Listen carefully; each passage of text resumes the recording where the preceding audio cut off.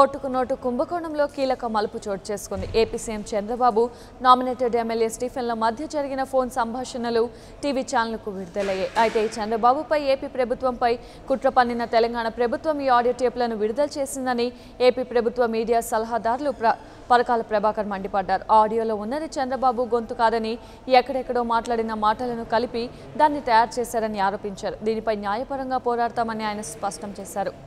Audio టేప్స్ని release చేశారు.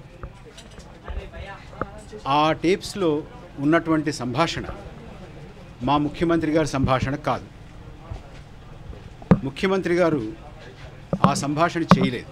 ఇది అక్కడక్కడ చేసినటువంటి మాట్లాడినటువంటి మాటలన్నింటినీ తీసుకొచ్చి గుదికొచ్చి చూపించడం అది నేరమే.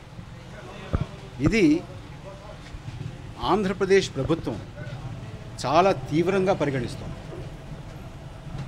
దీని లోతు చూస్తాం, దీని అంతు చూస్తాం.